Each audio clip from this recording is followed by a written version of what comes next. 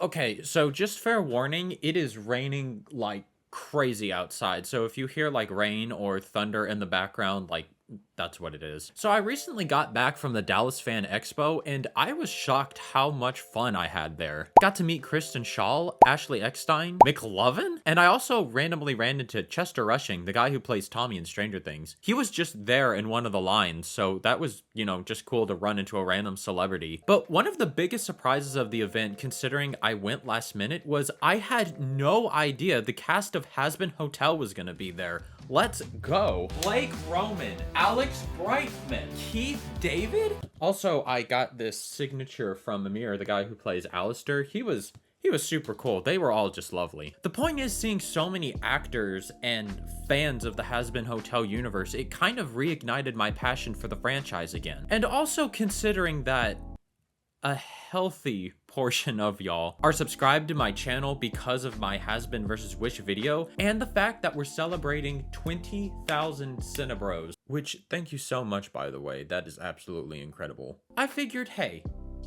why not give the people what they want? Let's give them my most requested video by far, an analysis of the web series Helluva Boss. What I liked, what I didn't like, and other stuff I'll try and find along the way. Helluva Boss tells the story of a demon named Blitz. The O is silent. A deeply damaged yet charismatic boss of the IMP, an organization that assassinates humans for souls in hell that want revenge for their past lives. From there, the series explores the complex characters, the layers of hell, and the mature themes such as depression, self-hatred, and redemption. Plus, due to this little video Amazon released, it's kind of the official prequel spinoff of Has Been Hotel. I know I have the added luxury of just being able to binge watch it within like 2 weeks, but for the rest of the internet, that's a different story. The series started in 2019 and fans have had to wait for months, if not years, for the next episode to release on YouTube. But with every episode came more fan enthusiasm, more fan theories, more fan fiction, more fan art. I'm looking at you, Luna fans.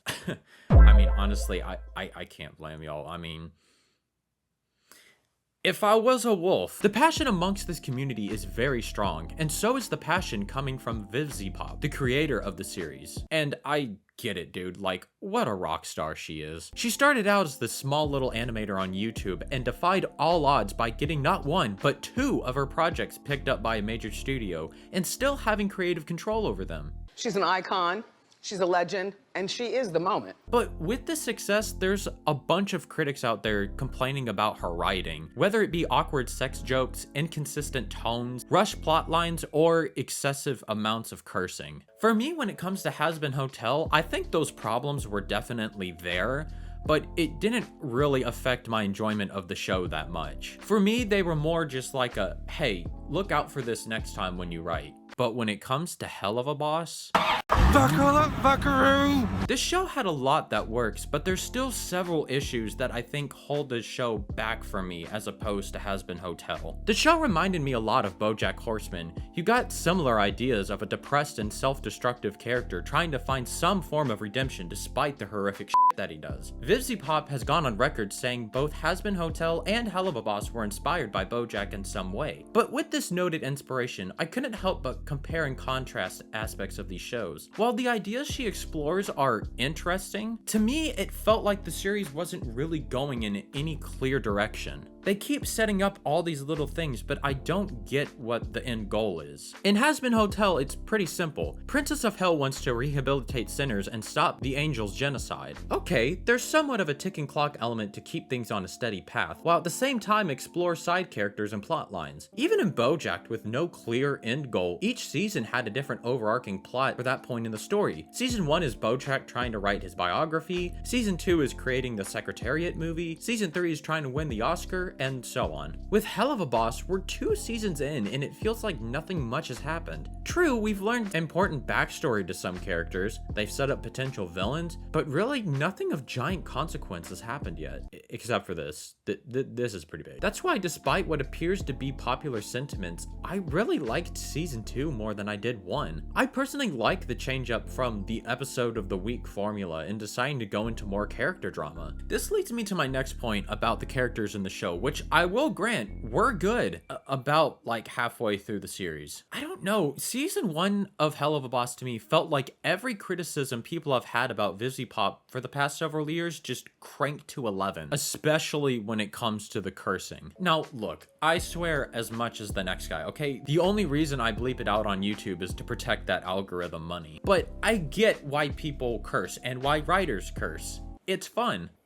See, it's fun. But I think what Vivzi doesn't understand is that cursing is a tool writers can use at the end of the day. It can give us insight into a character's personality, it can be used for humor, it can showcase how certain subcultures of a population communicate, or it can be used for important dramatic beats. One of the coolest parts of BoJack Horseman was how the writers limited themselves to one use of the F word a season. Whenever it was used, it further emphasized the seriousness of a situation, making the moment far more memorable than it would have otherwise. Best moment of it used, by the way? Season 2, episode 11. If you know, you know. In Helluva Boss, I think the excessive amount of cursing can work for Blitz, considering his kinda don't give a shit attitude. But when characters like Moxie, Millie, or especially Stolas curse, it should have been used very sparingly, if not at all. I think one of the best uses of it though was when Stolas has like his complete mental breakdown at the end of season 2. He's an upper class gentleman, and even though his wife's a and he has a complex relationship with those he holds closest, I always loved how he tried to remain well-mannered even when times got rough. I mean, imagine how much funnier this would have been had this been the first time we'd seen him drop an F-bomb. It would have further emphasized how much he's cracked mentally and also just be hilarious to watch. But no, he curses on the regular like every other character, and it can get kinda tiresome after a while. The constant use of cursing kind of makes the show feel mean-spirited sometimes. For example, some characters like Luna just come across as a gigantic most of the time. I get she has like a tragic backstory apparently, but we've barely explored it to understand her behavior in the present. I do like the stuff they do with her and Octavia, and those moments in the finale of season 1 with her and Blitz, but they're so far and few between. That being said, when we do get these little intimate scenes with characters, it is what makes the show ultimately worth it. One of my favorite aspects of Vivzi's writing, despite all the craziness in her world, is when she writes scenes for characters to connect over anything. We can finally view them as like three-dimensional people and not just edgy instruments of vulgarity. When she hones in on that as a writer, she is unstoppable. Another aspect of Vivzi's writing people have come to love is the songs she has in her shows. So how are they compared to Has Been Hotel? Honestly, they're not as good, but I think that's to be expected. Considering the talent and budget behind Has Been Hotel, it was obvious the songs were going to be better there, but Helluva Boss does have some standouts from time to time. The song Cotton Candy was giving me Kesha vibes. It's kind of annoying, but it has this infectious charm to it to where I just can't get it out of my head. For real, I've had the song on repeat more times than I'd like to admit. I noticed how there's a lot of pop songs in Helluva Boss as opposed to like the jazz-influenced or orchestral pieces of Has Been Hotel. Again, it might be due to the budget, it might be easier to make pop songs, but I did miss the variety of genres after a while. My favorite songs are those that resemble traditional theater duets or the ones that sound like early 2000s emo rock. Which, yeah, I'm all here for. However, I did notice the ones with the proclivity towards this style were Stolas and Octavia. Anytime they were on screen was when I became most invested. I eventually loved Blitz as we saw the layers of his character being peeled back, but pretty much immediately when I heard the lullaby Stolas sang to his daughter, I was getting flashbacks to hearing More Than Anything for the first time. An absolutely gorgeous tune that was by far and away my favorite song from the show so far. As a quick side note, if you guys love that song as much as I do and you want something similar, I would suggest checking out Falling Away With You by Muse. Very different lyrics, but the vibes and honestly chord progression are borderline the same. I'm not a music fanatic, so I might be using that wrong, I don't know. But I think when you listen to it, you'll understand what I'm meaning. The reason I love this song, besides the beautiful melody and the voice actor's angelic vocals, is is that it was the first moment in the series that showcased its emotional depth. Within the span of 2 minutes, we instantly got on board for Stolas' relationship with his daughter and understand their dynamic perfectly, only to then hard cut years later to show how Stolas has become estranged to her due to his horrible marriage and mental health problems. While it is a heartbreaking scene and, let's face it, plotline, it perfectly showcases how the series will eventually whiplash your emotions effortlessly. It also utilizes the visuals of animation